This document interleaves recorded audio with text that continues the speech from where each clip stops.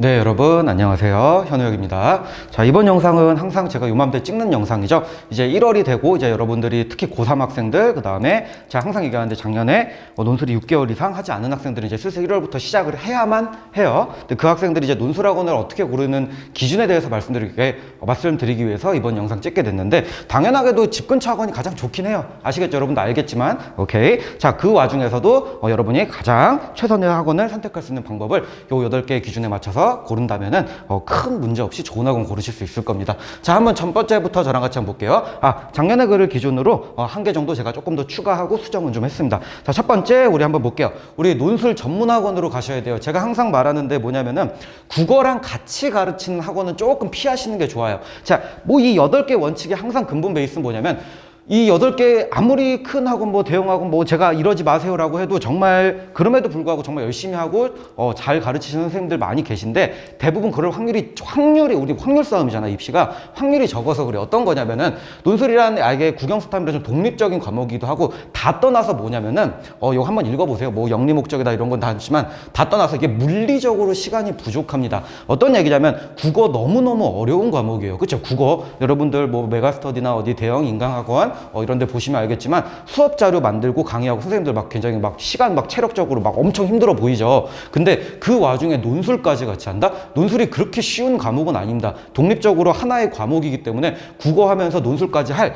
물리적인 시간 자체가 매우 부족해요. 그래서 제가 논술 전문학원으로 가시라는 말씀이에요. 그래서 제가 이 영상 찍을 때마다 이제 국어랑 논술 가르치는 선생님들이 많이 좀 이렇게 글도 남기시곤 하는데, 제가 국어를 논술을 어쩌고 저쩌고 그런 얘기가 아니라 비하하고 이런 게 아니라 그냥 물리적인 시간이 부족해요. 제가 그런 분들한테 말씀을 드리고 싶어요. 뭐냐면은 그래서 직접 논술 대학교 답안 상위 8개든 10개든 매년 몇 년째 직접 글을 쓰고 계신가, 그만큼 수업 자료를 국어랑 논술을 같이 하고 계시다면 제가 이 영상 내릴게요. 근데 그러지 못해요, 물리적으로. 그렇죠. 그래서 제가 하지 말라는 말씀이에요. 논술 전문학원으로 가세요. 자, 내려볼게요. 그 다음에 두 번째, 자, 강사 선생님이 이건 많이 아실 거예요. 직접 첨삭을 해주는 학원으로 가셔야 돼요. 첨삭 쪽. 그러니까 저도 합격 학생이 있는데 합격 학생을 저는 믿지도 못하거든요. 그리고 여러분들이 학원을 가는 이유는 그 선생님을 보기 위함이지 합격생들 대학생들 이거 첨삭 받기 위함이 아니잖아요. 그렇죠? 국영수랑 다르게 논술은 정말 1대1 과외처럼 첨삭의 시간이 매우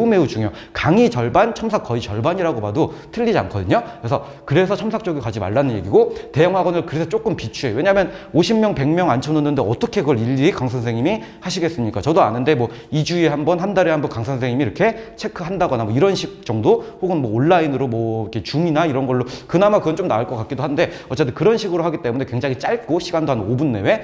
그래서 제가 대형 학원은 추천하지 않는데, 다시 한번 대형 학원에도 좋은 선생님 계시게 돼요. 알겠죠? 그 다음에 하나가 더 뭐냐면은, 여기 첨삭 조교가 제가 왜 별로라고 하냐면은, 그러니까 아무리 그 선생님한테 배워서 합격한 학생일지라 하더라도 학생의 글을 볼 때, 예를 들면 어떤 얘기예요? 선생님이 이렇게 써라 그래서 학생은 썼어, 수업 듣고. 근데 첨삭 조교분, 그분도 실력이 있겠죠. 그러다 보니까 자기 주관이 들어가. 그럼 학생은 어떻게 돼요? 선생님이 이렇게 쓰라 그랬는데 조교 선생님이 이렇게 쓰라 그랬네, 첨삭 조교가. 그럼 어떻게 돼? 학생이 혼동이 오게 돼요. 하나의 기준에 있어서 글을 못 쓰게 되거든요. 그래서 저는 강사 선생님이 직접 첨삭을 해주는 학원으로 가시기를 추천드립니다.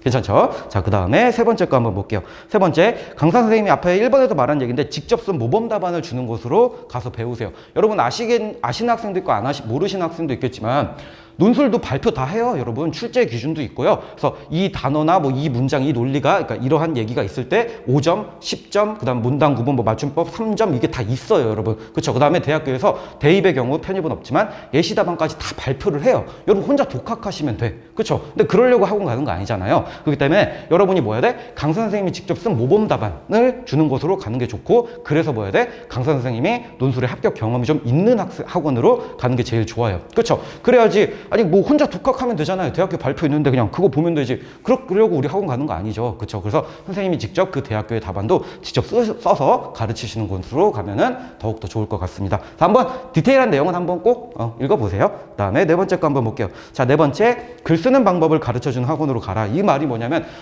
이거는 근데 사실 이건 여러분의 잘못도 조금 있어요. 뭐냐면은, 여러분이 논술을 너무 운이라고 생각을 해요. 이게 참 재밌는 게, 합격한 학생들은 운이라고 생각하지 않거든요. 근데 떨어진 떨어진 학생들이 운이라고 생각해요. 근데 물론 당연히 이 세상의 모든 시험이 떨어지는 학생이 대다수겠죠. 훨씬 많겠죠. 그러니까 합격자가 더 우리 사회가 그런 거잖아요. 근데 글 쓰는 방법은 뭐냐면은, 그러니까 여러분이 막 파이널 때 가서 9평 9모 끝나고 9월 10월 뭐 수능 전에 잠깐 뭐 한 달 정도 빡빡빡 해서 들어가다 보니까 글 쓰는 방법을 배울 시간도 없고 어떻게든 뭐 대학교 이렇게 논술 답안 대충 보면서 들어가고 이러니까 떨어지시는 거예요. 그렇죠? 그러니까 어떤 얘기냐면은 글 쓰는 방법이 체계적으로, 요것도 제가 항상 얘기하는데 사탐이나 국어 한 과목 정도의 노력은 필요하거든요. 그러니까 어떻게 유형을 나눠서, 예를 들면 설명이면 요 문단 쓰세요, 요 문장 쓰세요, 요 문단 쓰세요 해서 1200자를 채울게요. 이런 식으로 요약형은 어떻게 쓸게요, 비교형은 어떻게 쓸게요, 이렇게 하나의 방법을 가르쳐주는 학원으로 가야 돼요. 예시다가 그냥 필사하면 돼요. 여러분 대학교 나와요. 그렇죠? 그것 때문에 가는 거 아니잖아, 학원. 알겠죠? 그래서 글 쓰는 방법 그 자체의 학원을 가르쳐주는 학생으로 가셔야 돼요.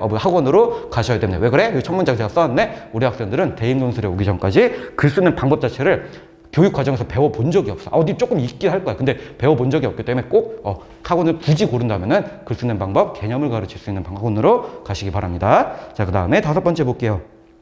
자, 이거는 너무 논술학원만의 문제는 아닌데 모든 학원의 문제죠. 그렇죠? 여러분이 학원을 가는데 학생 개개인에게 신경을 쓰는 학원으로 가셔야 돼요. 논술학원의 문제가, 모든 학원이 당연히 학생 개개인한테 신경 쓰는 게 제일 좋죠. 근데 문제는 뭐냐면 논술은 강의가 절반, 첨삭이 절반이거든요. 그러니까 뭐냐면 한 수학 강의, 영어 강의, 뭐 국어 강의는 앞에 100명 깔아두고 강의해도 여러분이 열심히 들으면 돼. 문제 없어. 논술도 수업까진 그래. 근데 첨삭이잖아. 여러분이 직접 글을 쓰고 표현이 어떻니, 논리가 어떠니, 안 읽힌다더니, 이 말이 있어야지, 문단 구성이 어떻더니 말을 해줘야 되기 때문에 이건 학생 개개인에게 더더욱 논술하고는 좀 신경을 써야만 해. 근데 여기다가 대학생 조교나 강 선생님이 아니라 다른 분이 참석을 한다? 저는 추천드리지 않습니다. 물론 여러분의 선택이겠지만, 아시겠죠? 그래서 조금 더 읽어보시고, 그리고 여러분들, 당연히 여러분들이 선택자이기 때문에 본인에게 신경을 쓰고 있지 않다는 생각이 나면 과감하게 다른 학원으로 옮기시는 걸 전 추천드립니다. 아시겠죠? 그래야지 여러분이 제일 소중하잖아. 합격을 하실 거 아니에요. 괜찮나요? 그 다음에 내려볼게요. 6번째. 이거는 논술을 강권하는 학원. 무조건 합격할 수 있어요. 저는 절대 이런 얘기 잘 안 하는데, 그러니까 뭐냐면은, 이게 참 다른 학원들도 다 있는 문제라서 제가 조금 말씀드리기 좀 어려운데, 논술을 강권하는 이유는 뭐야? 여러분, 학원비 받으려는 거예요. 그쵸? 학원이 운영이 돼야 되니까. 그러니까 논술이 딱 봐도 안 되는 학생들이 있어요. 저는 내보내거든요. 근데 그러니까 논술이 안 되는데 계속 강권을 해. 아시겠죠? 차라리 안 되면은 정시에 힘을 준다거나 혹은 수시 다른 전형이나, 대부분 정시겠죠. 거기 하는 게 낫지 여기에 쏟을 에너지를. 그렇잖아요. 에너지와 시간은 한정돼 있잖아요. 그쵸? 그래서 요런 거는 제가 조금 추천드리지 않습니다. 아시겠죠? 객관적인 피드백을 받는 게 더욱더 해야 돼요. 그래서 뭐 수능 최저만 붙으면, 저희 학생들 다른 데 배워서 많이 오는데 그 학생들한테도 많이 해당되는, 많이 들은 얘기인데, 뭐 수능 최저만 맞추면 붙는 실력이다? 그런 게 어디 있어요, 여러분. 수능 최저는 그냥 수능 최저일 뿐입니다. 그냥 시험장에 들어갈 자격일 뿐이에요. 그 위에는 실력이 있어야겠죠. 그쵸? 그래서 혹은 뭐 최저 없는 연대 한양대 같은 대학만 준비하면 된다? 여러분, 리스크 큽니다. 대부분 저도 가르치면 연대 한양대 같은 최저 없는 학교만 쓰는 학생들은 중경외시, 건동홍수 여러 개 인서울 다니는 학생들이 준비하는 거야. 이게 2개만 하는 거는 굉장히 리스크가 큰 행위야. 물론 하지 말라는 얘기까지는 제가 못하겠지만, 아시겠죠? 그다음 글을 너무 잘 쓰고 천부적이다. 제가 밑에 써놨지만, 제가 1년에 보통 생각해봤는데 20명 가르치면 1명 보입니다. 그렇죠? 10명 가르치면 0.5명 보여요. 천부적인 재능. 그렇기 때문에 여러분이 그럴 확률은 매우 적습니다. 아시겠죠? 그래서 너무 그냥 칭찬만 하고 뭐 광고나 이런 거는 저는 비추드립니다. 다음에 내려볼게요. 그래서 좀 더 차라리 논술을 집중하는 게, 수능을 집중하는 게 더 나을 수도 있다. 한번 디테일하게 보세요. 다음에 7번째. 이거는 원장님이 강의하는 학원인데, 저도 다른 학원도 많이 다 이렇게 강의도 해보고 하지만, 아무래도 그러니까 뭐냐면은 이게 다 모든 게 더 조심스러운 내용인데, 학원을 갔을 때 원장님도 계시고, 그러니까 경영만 하시는 원장님이 있고 강의를 하시는 원장님이 있을 거야. 물론 논술학원 한정이지만, 근데 대부분 이렇게 되면 어떻게 되냐면, 원장님께서는 만약에 강의를 한다고 쳤을 때, 강의를 하는 원장님이라고 했을 때, 원장님은 한 연대 한양대 정도만 아마 가르치실 거예요. 상위권만. 나머지는 이제 다른 강사분들이 가르치실 건데, 저는 개인적으로 본인이 연대 한양, 그러니까 예를 들면 원장님이 가르치는 그 학교의 강의는 아니더라도 원장님 강의를 듣기를 추천드려요. 그리고 나머지 대학교는 나중에 좀 옮겨서 다른 선생님에게 듣는 한이 있더라도, 처음 스타트나 웬만하면 한 중반 이상까지, 한 6월 뭐 7월 요때까지는 원장 선생님 강의. 왜냐면 저도 강의를 하긴 하지, 그러니까 학원을 운영하지만, 왜냐하면 원장 선생님들은 근본적으로 강사 선생님들랑은 다르죠. 솔직히 월급쟁이가 아니잖아요. 학생들의 말 한마디, 학부모의 말 한마디에 되게 예민하고 신경 써줄 수밖에 없어요. 그쵸? 그다음 강의도 아무래도 자기 학원인데 더 열심히 하시겠죠. 그래서 아니신 강사 선생님들 많은 거 저도 알아요. 그래서 웬만하면 스타트 할 때만이라도 꾸준하게 한 중반까지는 원장 선생님이 강의하는 학원으로 가서 그다음에 강사분이 여러분이면 원장님 강의를 들으시길 추천드립니다. 아시겠죠? 다음 내려볼게요. 자, 마지막 8번째. 요거는 그냥 제가 올해 뭐 유튜브 뭐 이렇게 많이 찍죠. 어떤 학생이 댓글을 달았는데 이것도 참 들을만하고 저도 평소에 생각하던 부분이라 하나만 여기만 추가했습니다. 작년과 다르게. 자, 모든 대학의 논술 기출문제를 준비해주는 학원인데 예를 들면 여기는 좀 같이 읽어볼게요.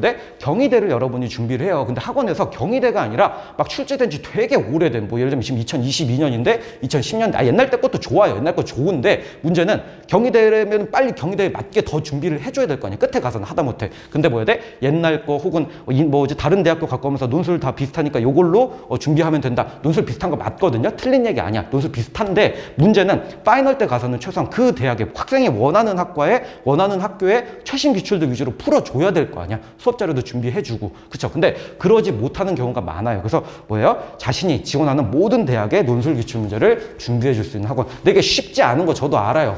선생님도 몸이 한정되어 있는데 학교에 우리 여러분들이 지원하는 학교가 대략 한 15개 정도 되거든요. 거기에 인문사회 나누면 30개 막 이런단 말이야. 그렇기 때문에 좀 그렇긴 하지만 어쨌든 조금 더 잘 준비해 줄 수 있는 학원으로 가시기 바랍니다. 자신에게 맞는 학원. 아시겠죠?